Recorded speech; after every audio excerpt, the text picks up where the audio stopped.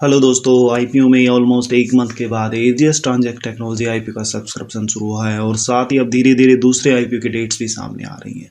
तो अडानी विलमार के आईपीओ की डेट 24-25 जनवरी ऑलमोस्ट कंफर्म ही थी। अब यहाँ प्राइस बैंड को भी लेकर अपडेट आया कि इसका प्राइस 240 के आसपास हो सकता है। वहीं दोस्तों, पतंजलि ग्रुप की जबरदस्त कंपनी रुचि सोया का भी आईपीओ इसी महीने 28 तारीख से ओपन होने के चांसेस हैं। पतंजलि ग्रुप के एक्वायर के बाद यहाँ भी दोस्तों कंपनी ने मल्टी बैगर रिटर्न्स बना के दिए हैं और शायद डिलीवरी का आईपीओ भी जनवरी एंड तक देखने को मिले। तो फ्रेंड्स, यह सभी बड़े साइज के आईपीओ रहेंगे। तो चलिए इनका प्राइस बैंड और डिटेल आईपीओ साइज मतलब फ्रेश इश्यू कितना रहेगा, उसके बाद यहाँ वैल्यूएशन को भी देखेंगे।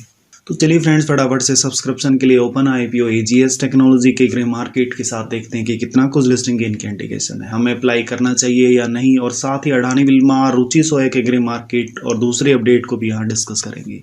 तो फ्रेंड्स, आगे बढ़ने से पहले यदि आपने चैनल को सब्सक्राइब नहीं किया तो रिक्वेस्ट है चैनल को सब्सक्राइब करें और लेटेस्ट जीएमपी दूसरे मार्केट अपडेट के लिए आप टेलीग्राम चैनल से भी जुड़ सकते हैं, जहां हम डेली 2 से 3 फ्री कॉल्स को भी अपडेट करते हैं।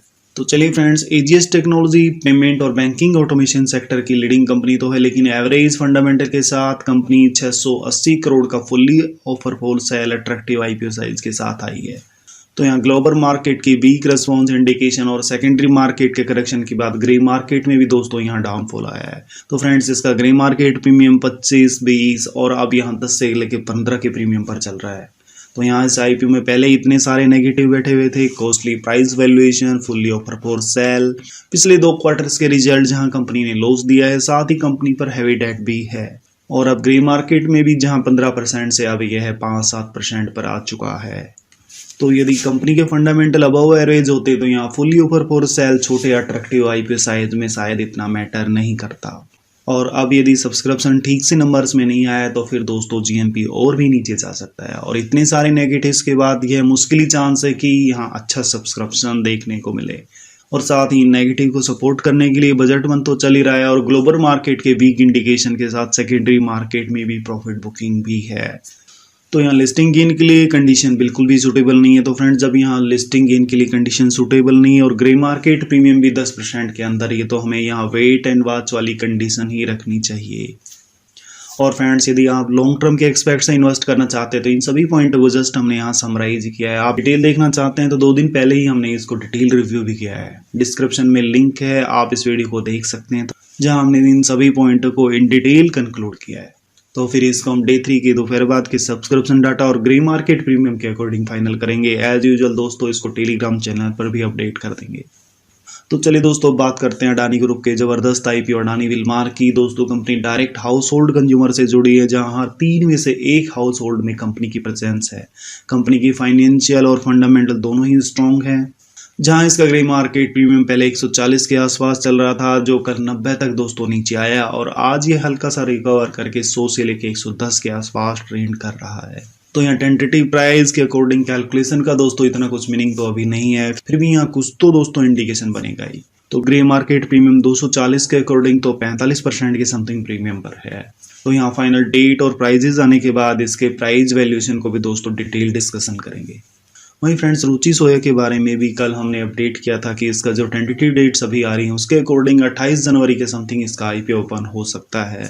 तो फ्रेंड्स, यहाँ कंपनी 4300 करोड़ का एफईओ लेकर आ रही है, लेकिन फ्रेंड्स स्टॉक ने यहाँ इन्वेस्टर को जबरदस्त प्रॉफिट बना कर दिए हैं, जो दिसंबर 2019 से पहले 4-5 के आसपास ही ट्रेंड कर रहा था, जिसको पतंजलि ग्रुप के एक्वायर के बाद अच्छे मूवमेंट बनते हुए दिखे, जहां से दोस्तों इसने 1500 तक की हाइट भी ऊपर तक बनाई है, जिसमें दोस्तों डाउनफॉल के बाद जून 2021 में फिर से 1250 का सेकंड हाइट भी बनाई है, और अब ये दोस्तों 890 के आसपास ट्रेंड कर रहा है। जहां फ्रेंड्स ये इंडस्ट्रियल पी 42 के कंपेयर में अभी 30 के पी रेशो पर स्टॉक ट्रेंड कर रहा है। वहीं आरओई और आरओसी भी दोस्तों 17 और 12 के समथिंग ठीक ठाक है, लेकिन यहाँ सबसे जबरदस्त डाटा सेल्स ग्रोथ में है, जो 48% के समथिंग दोस्तों काफी अट्रैक्टिव है।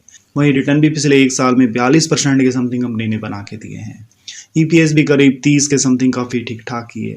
और फ्रेंड्स, यहाँ क्वार्टरली रिजल्ट्स को देखें तो पिछले 1 साल में ऑपरेटिंग प्रॉफिट भी दोस्तों 300-325 के आसपास ही लगभग स्टेबल है।